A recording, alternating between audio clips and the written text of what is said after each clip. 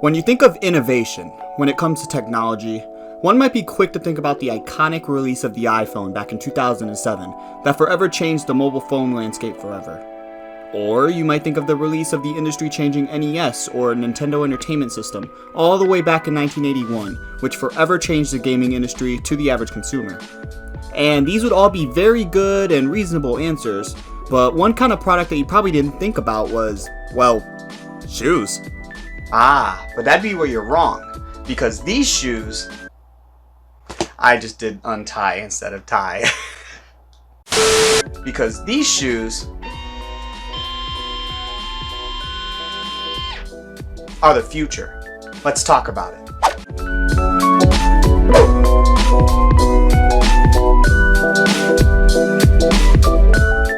Hello everyone, my name is David with ThorrowTech, and today I have quite possibly one of the coolest pieces of tech that you probably didn't hear about, from a company that isn't really known for making tech.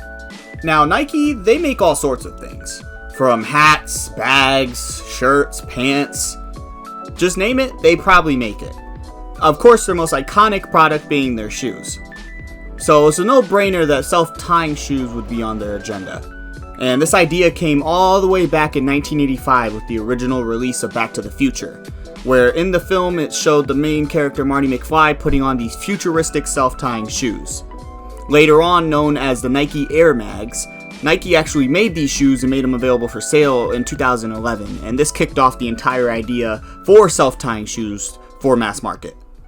Now, of course, after that design, they pretty much had to make that shoe because that's what everybody would have wanted, but is it practical? Not really. This is one of their first attempts at making a practical shoe that the average consumer could use, like me and you. Nike would then go on to make a couple more iterations of the shoe, such as the Nike Adapt B.Bs, and the one I have currently, the Nike Adapt B.B 2.0. And you're probably wondering what B.B stands for, and it just means basketball. So these shoes are made for hooping specifically. Whoa, he made like a tree and got out of here. And how do they feel? Well, pretty good. With the app, you can actually go and adjust the shoes on how they fit your foot automatically, so you can have them be a little tighter for games and then have them being a little more looser if you want to wear them casually. So in terms of fit, they fit pretty nice on your feet. Now in order to get a proper feel for these shoes, I decided to wear them all around my day, which included going to college. That's right, I go to school, I go to college. And in order to properly test them, I decided to wear them for a full day while at school, and they lasted pretty well. Obviously the fit was pretty good once they're on your feet. You don't really have to mess with them. Through the app, you can actually customize how they feel on your foot, like I mentioned before. You can do all sorts of other things as well, like adjusting the lights that go on the side of the shoe. And whenever you decide to take them off, you just do a quick tap on your heel, and they will come right off. And once you want to put them back on, you slide your foot in, and it'll automatically tie back onto your foot.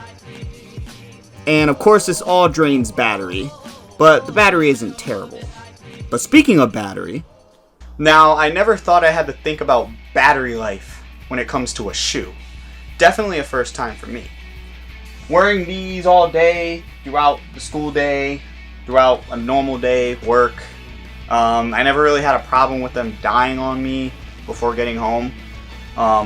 Even the next day. Usually I just throw them right on the little charger that it comes with, and then you're pretty much good to go the next day. But if you're someone that likes to not charge them and just throw them around, and I tested and I found that they usually last me about 2 days before the battery decides to give up. But normally I just recommend just throwing it on the charger. It's like a little charging mat. You could put it somewhere in the corner on the floor. Now when you first get the shoes, albeit if you get them from retail, they're going to come in this really big and nice box. It's a very quality and premium feeling box, and my friend even compared it to a game console. That's how heavy and quality it was. Opening it up, you're going to find a charging cable inside, as well as a wireless charging pad for the shoes.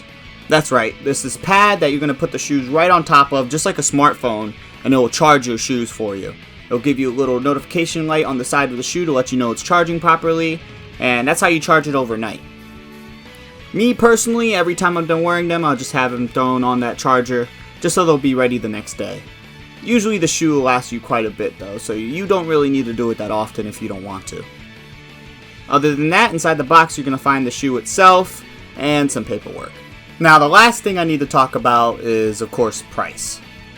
Wearing this shoe around campus, I had a lot of people asking me how much the shoe was. And if I bought it at retail, I'd probably be more embarrassed telling them how much the shoe really was. Back in 2020, when the shoe was released, the shoe cost $400, which is a lot of money, even for a shoe. But for me personally, I only paid $179 for the shoe. And it was at retail too. How, you ask? Well, I actually went to a Nike outlet on Black Friday, and they actually had a really good deal on the shoe. So I ended up buying it, and that's how I ended up getting my pair. And if you end up getting a deal on the shoe, it might be a good thing to buy it, but if not, you're going to be paying quite a bit of money. Right now on StockX, it's in a $200 to $375 range for the shoe, depending on your size. So since it's been a couple years, the shoe's not going to be as expensive as it was. But just to be fair, some of them are used, so I would watch out. So what do you think? Thinking of getting the shoe for yourself? Well, if you stayed this far, you probably are. Right now, the shoe is actually available on Nike's website. At the moment I'm recording this, it's actually on sale for $199, but normal price it does say $350. But there are other third-party websites like StockX, for example. Like I said earlier, they're selling from $200 to $375. Prices are going to fluctuate depending on your size. But thank you so much for watching. If you stayed this far, huge thank you. I just recently got back into YouTube. If you want to help out this channel, subscribing would be a huge help, as well as liking the video. It will really help promote it and help YouTube algorithm pick it up. So it would be very nice if you were able to do that. And stick around, because I plan on making more videos. So thank you so much for watching. The next one's either going to be on the Fold 4, Flip 4, or headphones, depending on if I can get my hands on it in time. But thank you so much for watching, and I'll see you next time.